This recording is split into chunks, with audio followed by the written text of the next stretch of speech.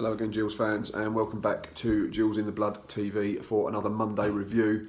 Again, I'm on my own this week, unfortunately, no Boz, so flying solo to look back at Saturday's 0-0 draw with Oldham. And have a look at the newspapers as per usual. So we've got something that we've not spoken about. Obviously, the news broke last week. Medway Messenger, we are front page as well. Gills win 1.3 million from thieves in the night.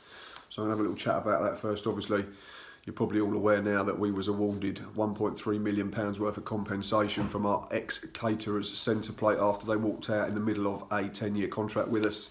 I'm not going to talk about it too much. I don't know enough about it.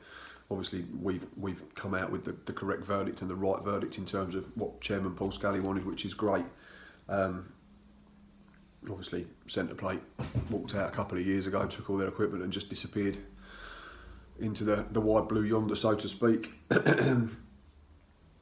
Judge Alistair Macduff, it states in the Medway Messenger, was extremely critical of centre plate and said it had used bullying and blackmail. And following the ruling, delighted Gills chairman said, "I am very pleased, very tired and glad it's over." It goes on page 5, there's quite a lot of coverage of it. They picked on the wrong people. That's the headline inside on page 5. Just a couple of quotes.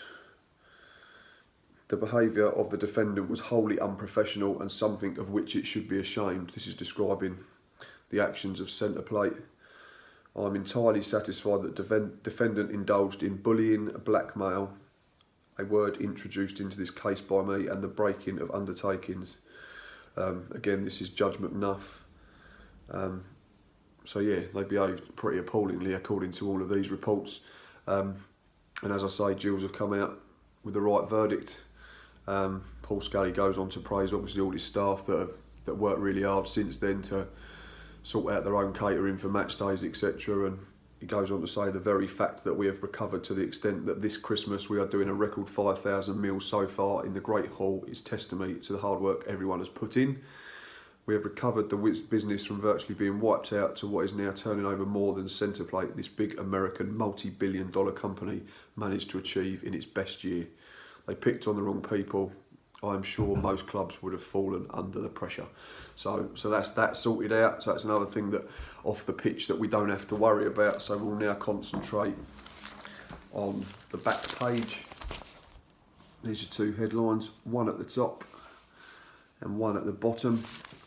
Top headline is Lovell has got the feel-good factor back, says Gills chairman. And the one underneath, Martin gets the all clear, which is great news. Obviously, anyone who was at the ground on Saturday saw Lee Martin getting taken off on a stretcher after a few minutes of treatment. It didn't look clever. He took a whack to the face from a clearance from point blank range. And luckily, he's okay. He's been passed fit by the doctor. He had a quick trip to hospital and was actually back in the changing room for full time. So that's great to see. And he's been given the okay to play next Saturday in the FA Cup against Carlisle. Steve Lovell, speaking about him, he confirmed that he was back at the club by full time after a precautionary trip. Lovell said he is fine, there is no problem with him, he will be raring to go, ready for next week. He was sat there afterwards shaking everybody's hands and saying well done. He's a great lad, we miss him in the team, but the boys did well without him. Thought it was a good chance. Obviously, you know, one person's misfortune is another person's fortune or whatever, and it was good to see Scott Wagstaff actually get a decent run out. Whether it was in his favoured position, I'm not sure.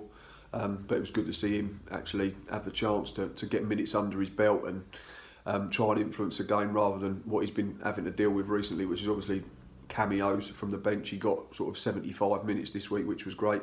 We'll have a look further inside. Goalless affair was far from dull. We said on the Matchday Live, it was a very, very open 0-0. I think Steve Lovell says that further on in the paper as well, which we'll have a look in a second. There was plenty of chances for both sides. I've seen Richie Wellens has come out afterwards and said that there was only one team trying to score. I think that's a little bit harsh on us because we created a fair few chances second period. Yes, Oldham probably had the more of the possession and they used it slightly better, but again, one thing that you can't fault this Gills side for is endeavour and work rate and commitment and going to the very end. And we was unlucky not to pinch it right at the death when Luke O'Neill's free kick was somehow saved by their Haiti goalkeeper Johnny Placide, who managed to get a fingertip onto it onto the underside of the bar, and it didn't bounce in, and they managed to smother it away for a corner. Both teams went home on Saturday night wondering what if. It may have been a goalless draw on Saturday, but it certainly wasn't short of drama. That's the opening paragraph of Luke Cordell's report. Goes on to obviously talk about what we were talking about. Chances for both sides, pretty open.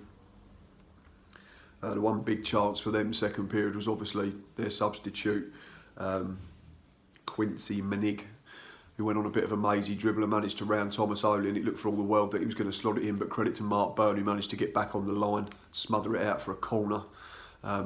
Last ditch sort of ran into the post, which was great to see. Goes back to last Tuesday, Tommy's running into a post to make sure that he scored an equaliser at Blackpool. So again, goes back to this Gillingham team, may not be the best in terms of quality, technical ability, but for heart and desire, you can't fault them at all. Last couple of paragraphs, as we always do. Gillingham had the chance to score a stoppage time winner, but O'Neill's near perfect free kick was tipped onto the frame of the goal, rolling out for a corner kick, which was cleared. Neither side could find that killer touch, and the Gills will have to wait a little longer now to taste victory at home in the league under Lovell. There is no doubt it will come, but sooner would be better than later, because no matter how good Gills' recent form is, they are back in the bottom four and still a long way from safety. We keep saying it, we've said it on Match Day Live, we've said it on match previews. It's the only thing that Steve Lovell's not done in terms of ticking boxes, and that is winning a home game in the league.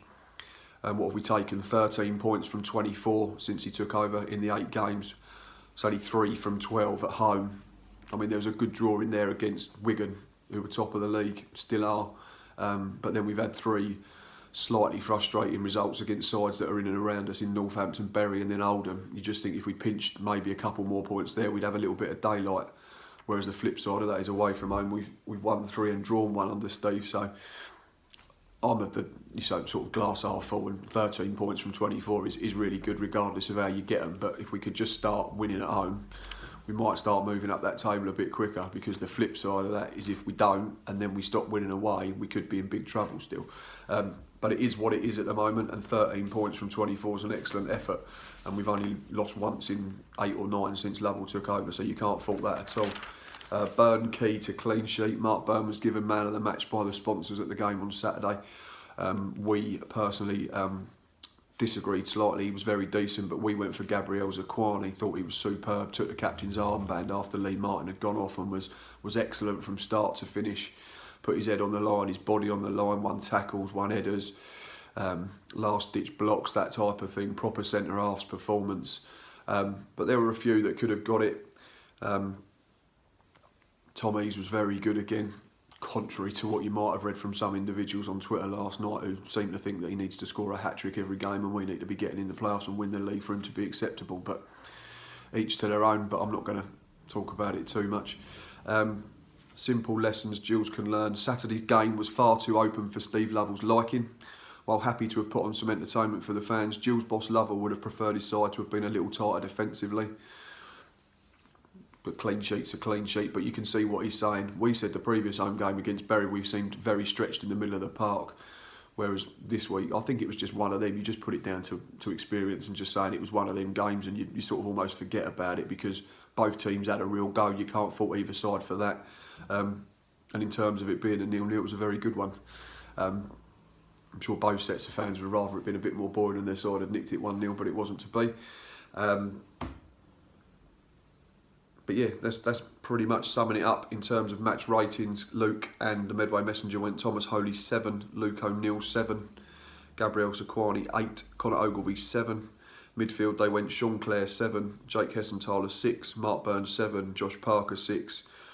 Gave Lee Martin a 6. I don't think we gave him a rating because he wasn't on for long enough. And up front they gave Connor Wilkinson 6 and Tom Eve 7. And their substitutes they gave Scott Wagstaff 6, and they didn't give a rating for Elliot List, who only got the last 9 minutes. But in terms of a defensive performance, I thought we were very decent. Again, we kept Owen Doyle quiet for the most part. He only had a couple of real chances. One was from distance. Thomas only made a really good save. The ball did a lot in the air, dipping and swerving, and it was a really good save in the sense that he was almost on his wrong foot. His balance had gone one way and then the ball deviated, and he managed to get out a big hand and shovel it away to safety, which was great. little bit of news in brief, not too much this week. Tickets for FA Cup next Saturday are on sale, £15 for adults, £10 for concessions, 5 for under 12s and 3 for under 7s, as per round 1. And we get to choose from the Medway stand or the Rainham end this week. Gordon Road is for away fans only. And then another cup game next Tuesday. Checker Trade at home to Oxford, 7 PM kickoff, though a little bit earlier for anyone who wants to go. And apart from that, it's just a bit of news on Jess Starkey. Has moved to Bostik Premier Strugglers Worthing for a month.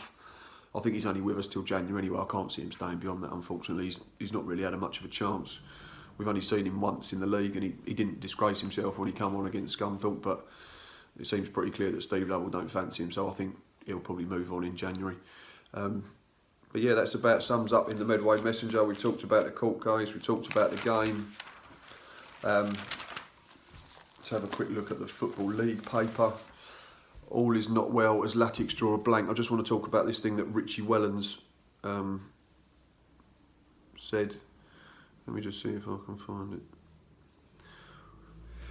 Here it is. Gilles defender Luke O'Neill went within a whisker of winning in added time at the end of the game, only for Latics goalkeeper Johnny Placide to tip his goal-bound free kick up onto the underside of the bar, leaving Wellens in some ways relieved to earn a point.